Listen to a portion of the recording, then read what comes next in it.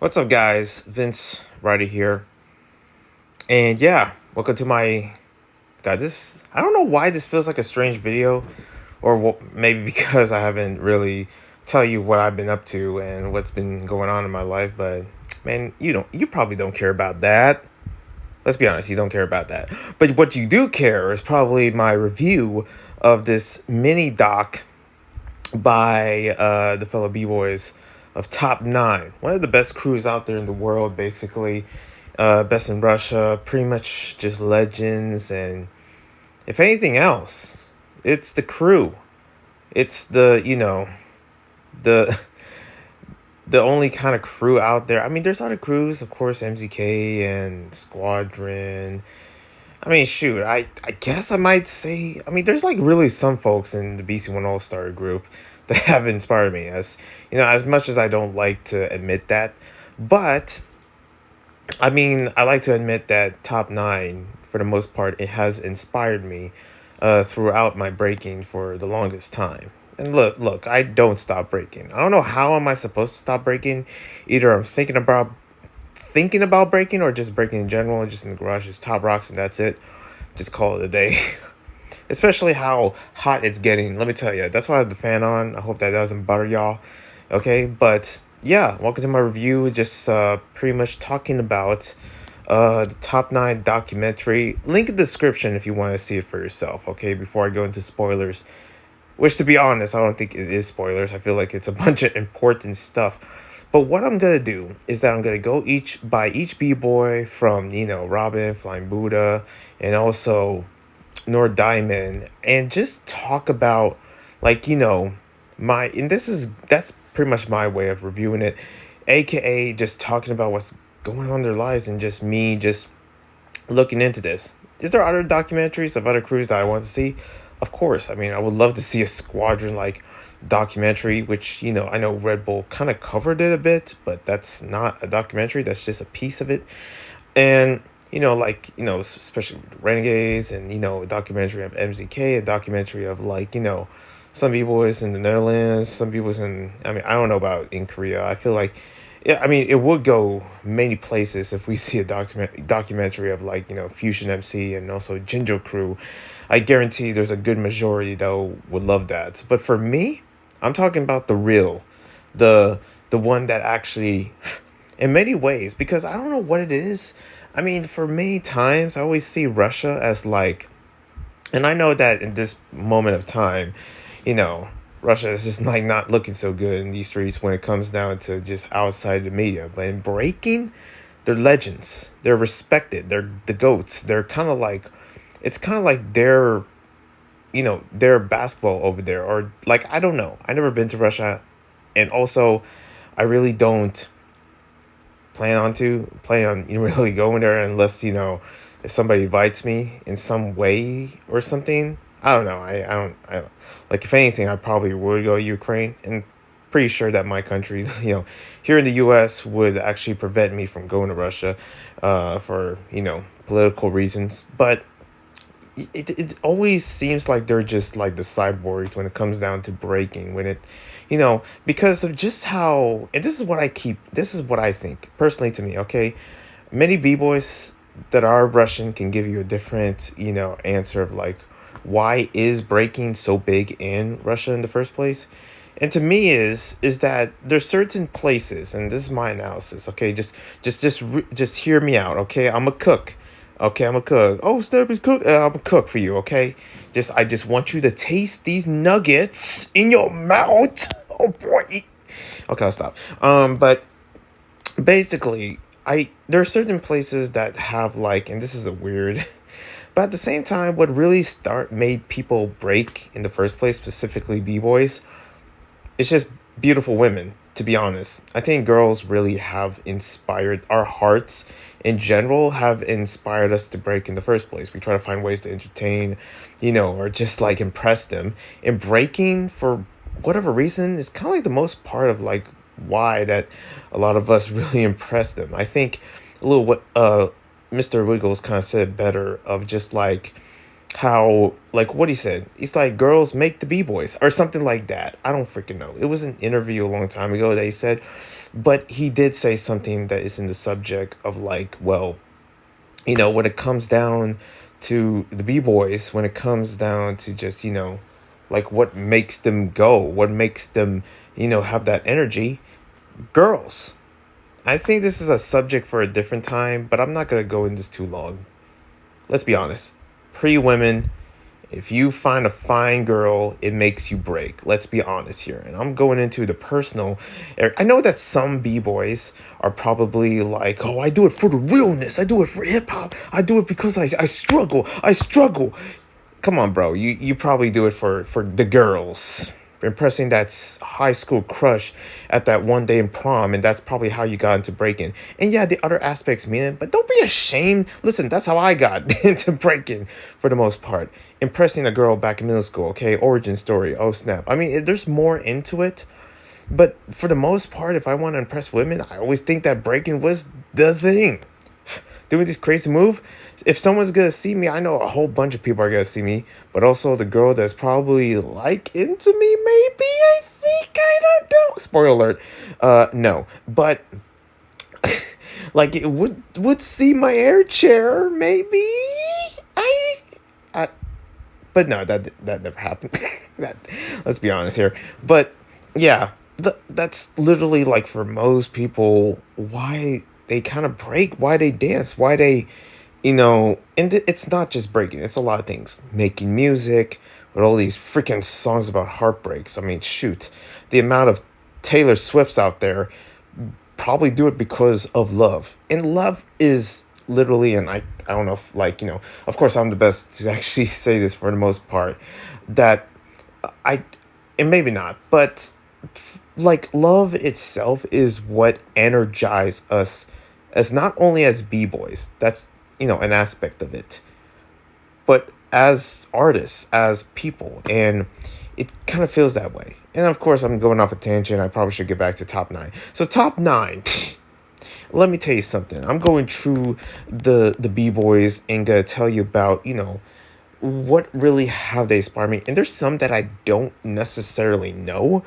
but that's just me, and that's pretty much like, I only know like the ones that I mostly see on stage. I've been seeing top nine since Jorah, when Cos and then changed his name to Costo. Like the first ever b-boy that I seen was Jorah, and also like, and then I see more of like, a trailer. How I was introduced to Robin was a trailer, actually. And then I see their crew battling Pokemon back in UK Champs. I forget which one, but God, that was like a magical moment. There was this routine that Top 9 did where like they collab with each other. They freaking made a human dome, and somebody went inside the human dome, but the legs were hanging out, and just like did like a freaking human dome hand hop. It was like the feet were kicking, and everyone was like hopping and hopping as if they're doing like, imitating a hand hop. It was just bizarre, but it kind of almost opened my eyes to how creative Russians can be when it comes down to over expressing and just how colorful they are in terms of the art they show, despite being in the country that is predominantly white. But let's get into these b-boys and b-girls. And of course, I got to talk about the one that I can't really, and the elephant in the room, basically, that there's a specific one that, that is miss. So let's start it off. There's some b-boys and b-girls here that I don't know the name of, to be honest. One of them is like Accents. I don't know who that is. Another one is Disco T, kind of like one of the original b-boys of Top 9. Next up, you got Simpson, which, I was like, okay, I don't know who he is. But then when it's funny, when he wore the headband, I was like, oh, shoot, I know him now. I know him. When he was wearing the hat, I was like, what the heck? Who's this guy? I mean, it looked scruffy, and, the way he stepped and stuff. I like his style. But when he wore the headband, I was like, oh my God, yes, I know you. Okay, I forget this guy for sure, telling the story like how he started, and pretty much there's a lot of these b-boys that are like talking about how they're family, and I feel like there's a part of me where they didn't go fully emotional with this documentary. They didn't go over the board of just like who they are as b-boys and how they, you know, I feel like for the most part it's talking about why they break, or just like it's not really, it didn't go off, it didn't went full Netflix style, which is, there's a part of me where I appreciate that, but there's also a part of me where I'm like, I man, I guess we're, because I feel like it's really not, and this is the way I see it personally. Understand, this is my review. I know, like, I wish that there was other people making videos of freaking reviewing about b-boy documentaries, but I don't know what world you live in. Okay, I want to live in that world. That's for damn sure. But for this one particularly, like, it feels like, it's not really including a lot of emotions. I'm not really getting emotions when it comes to ever see, and because I'm a writer and I tend to be an artist, not in the b-boy sense, not only that, but in like, with the amount of movies or just, stuff I watch, when I put my time into watching something, I want to feel something. And mostly what I feel through this is like a hungry for breaking, having fun, doing things, appreciating the art form, appreciating breaking, appreciating these b-boys that have inspired many. And that's it. And just jamming, chilling with the homies type vibes, that kind of deal. And I'm just like, I wish there was like probably more. I wish they go into like the whole Ukraine Russia thing. I wish they go into, who that, sadly you miss, or something like, or just like go into like, I don't know, Robin's like reason of why the way he is, which we're about to get into in a minute. But yeah, so shout out to Simpson. I feel like I just know his move set the way he does it. And now realizing that, I feel like I do know Disco T. He did this power move and I forgot about it. But now thinking about him, I'm like, okay, I think I know who he is. It's just that when you see them talking and the way they, move, that is not part of breaking, and or maybe just haven't seen them breaking in forever. There's a part of me where I'm like, man, where have you guys been? Like, I don't know. Top 9 has been around for a long time. And speaking of a long time, we got Resky here. Dmitry Resky. I mean, I call him Dmitry for, his real name, but of course his name is B-Boy Resky. I only know him for his Top Rocks, and I like his, input of just like why he doesn't go to b-boy events more anymore, or basically not much. I do see him at Top Rock event here and there, and that's it. I don't know if I see him at all in any b-boy events. He's not traveling. He's not doing things he used to. And when he showcased like the reason why, and the how he's like not being pushed, and how he's like a soft-hearted person, even though it's hard to see that. I feel like I see him more so as like, yo, he's just like full-on hip-hop, young OG, yeah, yeah, yeah. I feel like I get that vibe. He's like a freaking PS2 character. But for the most part, I can understand from him, because that's literally what I can relate. I sometimes, when I go to a b-boy event, it's not even 3 months. Like, I just get that stuff off. I'm like, man, this is raw and reckless.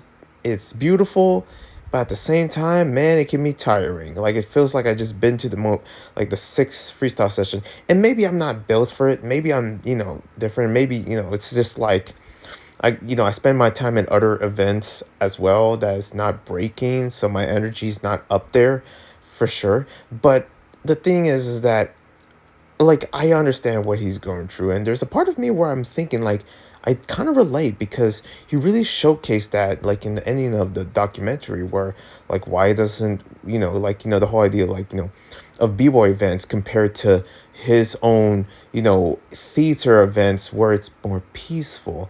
But in the b-boy event, it's more raw, it's hip-hop, it's like, oh, getting down to your business type deal. And pretty much, other people can word it differently for sure. Some people are like nonchalant about it, the ones that are battling, they win, they're like, eh, like, I don't know, jihad. But also the ones that they go in and they feel that passion, kind of like me. They feel like, ooh, this adrenaline rush, and I want to talk to everybody and every single b-boy. Maybe that's kind of like, reason why I get so tired going to b-boy events, because I just keep talking to everyone. I just can't shut up.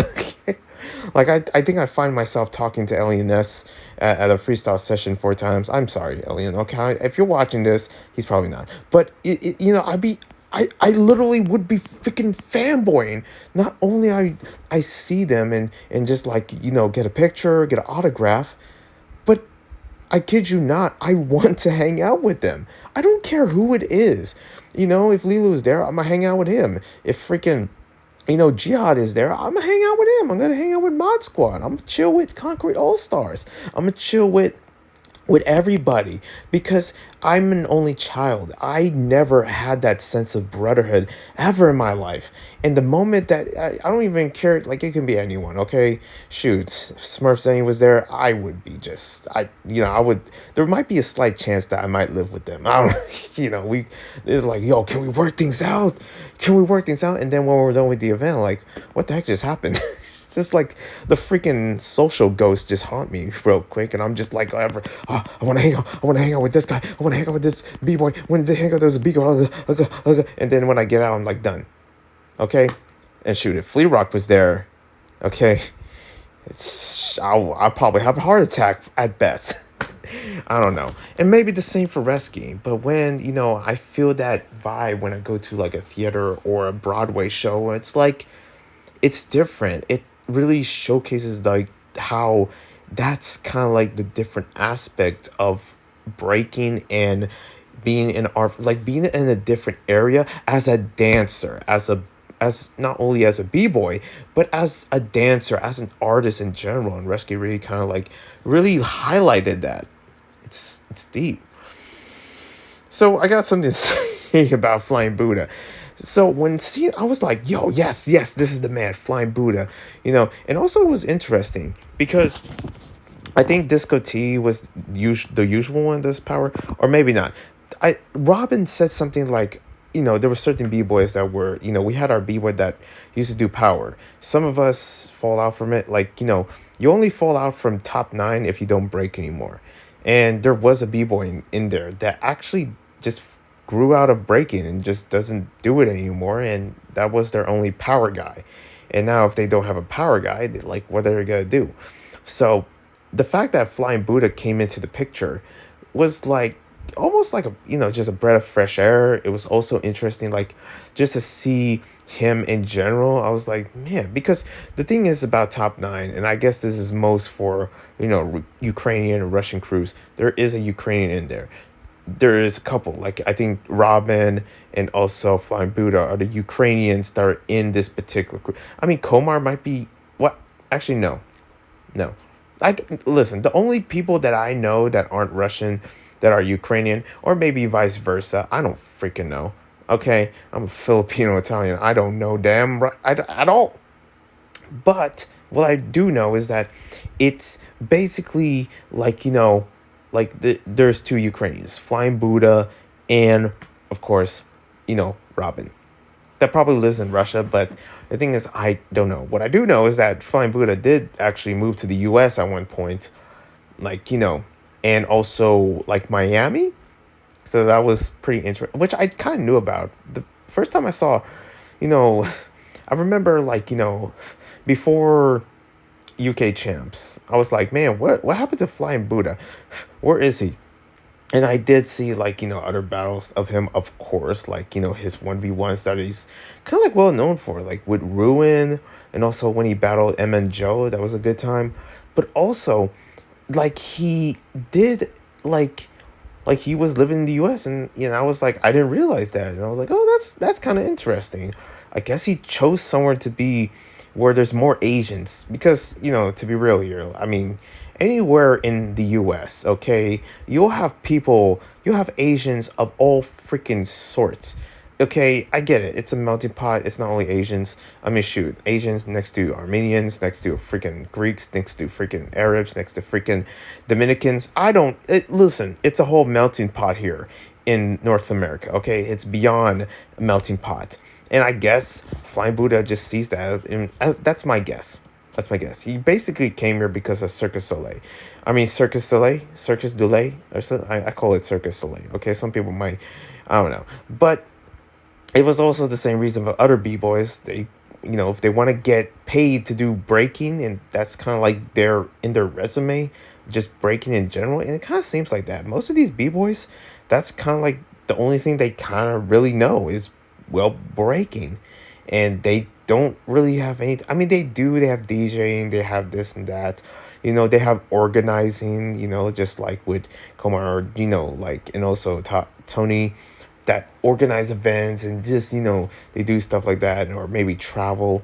But it just seems like it's mostly breaking, centered around breaking, because they're obsessed with it. And I totally get. It's just that I couldn't relate because I have a day job. I'm part of, like, different, I work in the gaming space, and that's kind of like my space that is, and also like I do way more other things, books, skateboarding, stuff like that. And breaking is not usually the number one thing I focus, but I can't ever imagine it being your number one. That you have, like, you have to break in order to pay the bills type deal. And I guess Flying Buddha tried to choose that choice when he went to Miami, when he went to work for Circus Soleil. And one shocking thing, that Flying Buddha literally, or Dimitro, like, or like Dima Lee, I think his name or something. I don't know. I'm gonna call him Flying Buddha. But Flying Buddha, one thing that I didn't know, he went to jail. And I'm like, wait, what? I was like, I didn't know that. Like, I think I probably have to read like the subtitles. I don't speak Russian, but reread the subtitles of just like what he said. And I'm not sure if it's this translation, because I was like shocked. I was like, wait a minute, he went to jail? And there's a part of me where I'm like, ah, crap, do I have to interview him and ask him that damn question? Like, yo, what's up, Dylan? Which I'm pretty sure he might answer. Like, I don't know. But I might have to ask him, like, yo, you went to jail? Like, and he went to jail in the US? Question mark? I was like, wait, this, what, really? How? But why? And your first time in the US from Russia, and what the heck just happened that caused you to go to jail? He didn't explain it. They didn't go into it. And I'm just so mad. I'm like, that, no, that is not real. That you can't do that to a documentary. Just be like, yeah, I went to jail. Okay, moving on to the next thing. No. Run it back. Run it back. What the heck what happened? Dima, Flying Buddha, what the frick happened? We didn't get an answer. But, and I'm just like hung over. I was like, wait a minute, what the frick was that? You went to jail? For what? I guess we won't know until I ask him via DM. What's up, Flying Buddha? You could be seeing this. Or Robin could be seeing this. He knows me. But the thing is that, like, there's so many aspects where I'm just like, wait, what? So, yeah.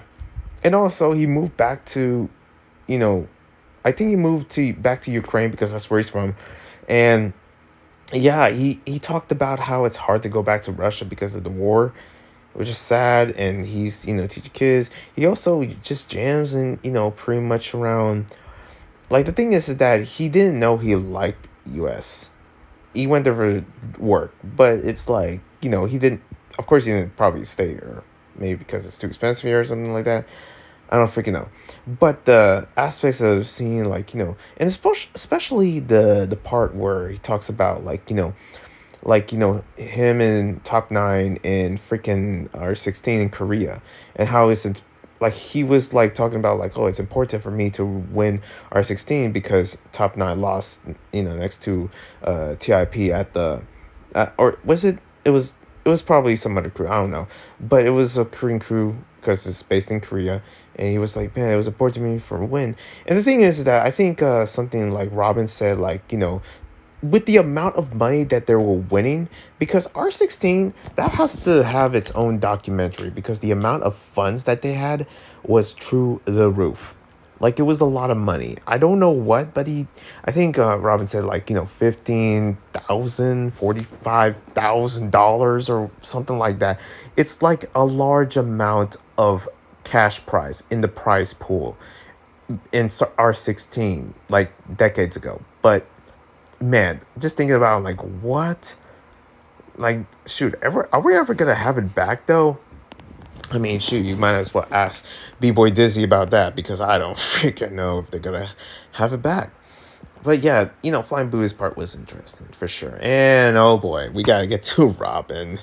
We, I had to talk about the actual fact that, B-Boy Robin, if any B-Boy out there at all can top like the inspiration numbers for me personally, as not only a b-boy but as a person, Robin was always the one. I literally always copied Robin's style. Okay, I kind of hope he doesn't see this. Jeez, that's. I just realized, crap, Robin knows me. He's probably gonna just, hey bro, don't you whack, bro. Okay, I smoke you, bro. Okay, yo, F Pride Month, whoa, bro. I was like, damn, Robin, and you call that Pride Month, damn. Jeez, you b-boys whack.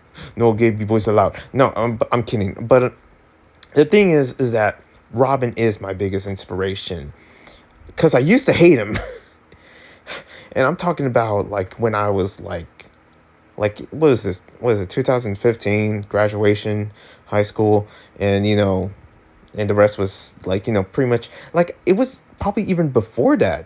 It was probably like 2009 or somewhere 2007 6. Listen, if it's 2007 6, me being inspired of Robin, can you picture a 6-year-old just trying to do the bite sign as its special move? Biter. Like freaking like, and also there was a little bit of Lilu that was inspired by, there was a little bit of Ronnie that was inspired by, but it was Robin that I was like mostly inspired, and the rest of MZK when I was going through the MZK catalog as like if they're Marvel characters. Robin was basically the one that inspired me as a b-boy, as a person that walked and talked, and pretty much I carried myself with the sense of maturity and toughness, and I inspired that because of Robin. Ness is probably in there, Smurf is probably in there, but Robin was my inspiration in breaking in the most heaviest way. And I would tell him that straight up. And if anything, I adore Robin because I just love seeing other b-boys getting smoked by him. Maybe probably not me, and I probably have a better way of responding to him that he is probably not gonna like me if I do it, but it wouldn't be a surprise. At the same time, I gotta give my flowers. Robin is my number one inspiration as a b-boy. Okay, that's it. I'm not kissing nuts. Sorry, I'm not kissing nuts. I'm just telling the truth here. Okay, I'm being real. Anyways, Robin's gotta watch this. Be like, yo, cringe, bro. Yo, cringe. Yeah. Pretty much. He talked about like how he's tempered. How he's like, and I kid you not. He literally said this. Okay, like, he literally like this. These are not my words. He said this. He said, and probably through the subtitles, I'm an unbalanced person with a hot tempered, and that can already just tell you like what Robin and who he is when he's on the floor, because the way he battles, there's always an explanation of just like, for other things, and I always want an explanation of like why the heck does Robin go this freaking hard? He's known for being this savage. He's known for being this dangerous, and like just out of nowhere, he just went to like he just know about a crew in St. Petersburg in Russia and from Ukraine, and just went there and just like decided to join. Like there was some parts of it like doesn't make sense, or parts of it that he was hiding. But I'm like, I want to know exactly how he got into. And maybe yes, there's an interview of him. There's probably a couple interviews of Robin that I might give you the full detail of the story or something, or call a story about how he smoked this other b-boy. Like the one, like who was it? This Chinese b-boy that I remembered Robin talking about. Oh man, that was a moment. But like I always wonder, like, man, the savagery, like I wish there was a better explanation, but I guess it's just breaking. And that's the thing about this documentary, or at least b-boys in general. Maybe not in general. I mean, I feel like Americans would actually, if there was a documentary Squadron, I guarantee you, El Nino would be like, be a bit more personal, just like talking about especially how his whole family is surrounding breaking, and also Rocksroy would actually give you a much more detail of like the reason why you break and this and that and this stuff. And Top Nine did a good job, but I want to actually go into full in depth. I want the side quests. You give me the main missions, I want the side quests. Okay, I want to see the side quests of all these b-boys, and we get to see them, but I want to go even deeper and more. Okay, maybe I'm just greedy, but it was so dope to see, Robin battling, and also part of Top Nine. I kind of see him part of other things like Green Panda. He was a bit part of like East Side or Far Side or Top Side or whatever. I don't know. Like basically when he first met Kinder, which I was hoping that I would see Kinder in this, but it's mostly like, Russians. And I feel like there was no English speakers at all. I mean, I get it. The rest of Top Nine, they know how to speak English. I always kind of know that Russians know how to speak English, but there was no other b-boys giving their opinion, and nobody like saying like, "Yo, Top Nine is like this and that. Top Nine is this." And I was like hoping to see some other, you know, b-boys that are specifically not from Russia to actually talk about Top Nine, and there was none in here, and I'm just like, so you're saying that I'm basically part of this documentary because I'm the only freaking one that is not Russian that is actually talking about how dope Top Nine is? I don't know. I wish they add some other people, which they can. They're a big name, but they just didn't go there. Anyways, Tony Rock. B-Boy Tony Rock is he is just one of my all time, like, he, of course he's one of my favorites because he's part of Top Nine, but also there's something about him where he just like no matter what happens to him, there's times where I see Tony Rock just falling off when he was breaking, but he still kept going. He's kept going. Like, the energy that he brings is definitely, noteworthy. And for sure that, there has to be some aspect of him being around here. And we get to see like who Tony is and what he does and where he lives, which is probably back in Russia. But I didn't know he started V1. I thought that was Kosto's thing and Komar, but I didn't know that he started V1. And I could be wrong, but he kind of showcased that and talked about his creation and just like what he brings to the table. And also there was like moments where he talked about it with his crew and where they at of different like, events here and there. So that was nice to see. And I don't know. I feel like I forgot a couple stuff here, but it is what it is. And it's sad because I took this nice picture of Tony Rock looking out in the distance, wondering, seeing like, where life can, take you. And there was some stuff that he probably shared, that are pretty important, like how his experience in Battle of the Year, how he, it is like ever changing of just like his interest or something. So yeah, and I have to get into Custo because this is the b-boy the first b-boy I saw that is, when like I would have to say the first ever Russian b-boy. I don't really know. I think when it comes down to Russian b-boys way back then, like, before like, 2010 basically, Top Nine was just up there. They were just up there as like the b-boys. They were in Step Up. They were in freaking that b-boy movie with oh god, with Chris Brown in it. Shoot, about a year freaking like live movie or whatever it's called. They were in that. What else? They were in a lot of projects. When Top Nine showcased that, I was like, where have you guys been? What's going on here? I don't know. But Costo, I like what he put into the table. He put a lot of stuff, a lot of flyers. He collect flyers, banners, posters, t-shirts, freaking like, he has a lot of stuff from all the events he went to. You see UK champs there. You see freaking like R16, BC1, all of it. And it was cool to see that, especially his story about like how he went to BC1 2006, because I feel like that's what really put Russia in the map in terms of like, and also kind of like for those that don't know, BC1 2006 is like literally my first exposure to breaking. Back in the internet days, like 2006. God, I was like a toddler. I don't know. I probably was a fetus back then. I don't remember. All I remember is like in my dad's lap, and we were watching, Omar smoking and freaking Lilu. That was a good time, and that, like, God, it was a long time ago.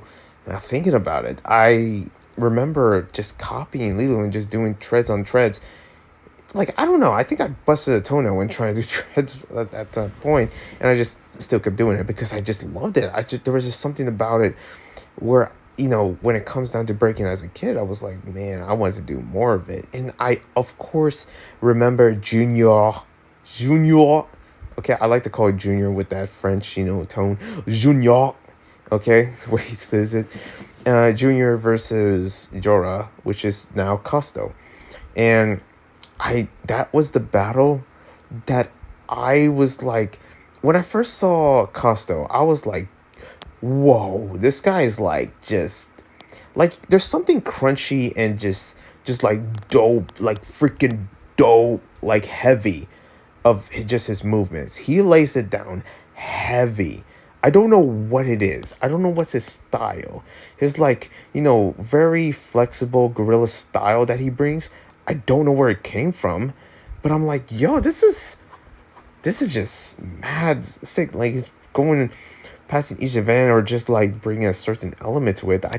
Like he just brings it, and I still remember that battle, the beats and everything surrounding when he battled Junior. It takes me back. It takes me back. Of course, Junior win, if you remember, but God, that was some nostalgia right there. Heavy, heavy. The first time I was ever exposed to breaking. Kind of crazy to think about. Um, Next up, Komar. I did not know Komar did wushu, like this martial arts, whatever it's called. I don't freaking know. Some martial artists be like angry if they ever hear me explain about what wushu is. I don't even know if I'm saying it right, but yeah, he did this wushu, and that's kind of like what inspired his breaking, which is quite interesting. I feel like that is a brilliant aspect. Like I didn't know where his style came from, but when I saw that, I was like, oh, it did came from martial arts. I was like looking, I was like, why is this like almost just like, you doing like freaking like Cobra Kai fundamentals, except for the whole part of like not showing mercy, which he, of course, his crew doesn't show mercy, okay? But man, the way he battles and just how he danced and how he organized a lot of his move sets and stuff like that. I'm like, is that where it came from? I was like, that's interesting. Just seeing him and just hosting and stuff like that, doing his thing. It was dope to see. Like Komar is like kind of like a nicer version of Robin in a sense. That's a weird way of saying it, but if you see these guys battle, you kind of would see like, yeah, I can see that. Next up, the new generation. The fact that when Costa was like, yo, we need a new generation of b-boys or something, because they really don't have a lot. They don't, and I get that how they're trying to keep the whole idea of like being top 9. And the thing is that I believe that Accent, the big guy, that pretty much just couldn't break anymore, just couldn't, because of just like how he needs to raise family, how he needs to last, and and other excuses. But then this new member came in, and it was like a breath of fresh air. Nord Diamond. I was like, yep, yep, because everyone kind of knows Nord Diamond at this point, and just like what he's been doing in the table. I mean, surely not as a lot because Russia's canceled, and that's just like, well, just gravy. Like the first ever b-boy Olympian probably is never going to be shown at all in the Olympic, like whatever it is, like whatever the Olympics show. That's kind of sad. Like he's literally like, b-boy Bumblebee. He's the first ever freaking b-boy Olympian gold medalist ever. Youth Games, when they were making their debut back in Buenos Aires in 2018. I freaking remember. Okay, how can you not? Especially right now, as b-boy is in the Olympics in Paris. Like yeah, how they gotta show their name? I don't know. It's a conversation for another time. But Nord Diamond, it's just like every time you see him, he's just dope. And as of right now, he basically moved to Germany or something, and is with Flying Steps. So yeah, I don't know what's up with that, but his story of just like how he's accepted, how he's a young gun and coming up and still and was battling like like age like probably I don't know age 8 or whatever it looks like and he was just hungry. He was just going at it in each battle or something. That his attitude, like he truly proven himself, and it kind of shows that passion of breaking that you see because Lord Diamond just brings it. The young gun that just was never ending. It was dope to see. I mean, I forget about the other aspects of it, of course, but he's still here. He's still around.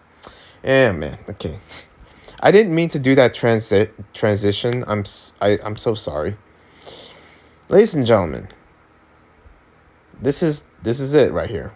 This is the part where it was hard to, and I gave my condolences back when in Instagram, like when this whole news came down, and I don't know how Top Nine really handled this, but I guess they handled it very well. It was just literally towards the ending, and I was like, man, that that's it, like pretty much, like I don't know, B Boy Walt.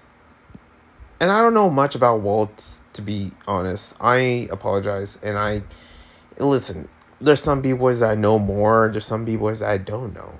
But Walt, like, like them losing him and stuff like that, they didn't really showcase like how they feel when they lost him. They showcase his moments when he was here, jamming, representing, doing big things, teaching the youth. It was it was beautiful. It was like we don't always have to see the sad moments just to get numbers or anything. We can just show the moments that what they were doing when they were here. And that was beautiful. So yeah, rest in peace, B Boy Walt, Top Nine forever. He was he was a beast. Just like any one of these other B boys, for sure. Because they still, for the ones that are still here, man, they are making big inspiration for sure. And I got a lot of inspiration from watching this whole documentary, and there has to be more like this.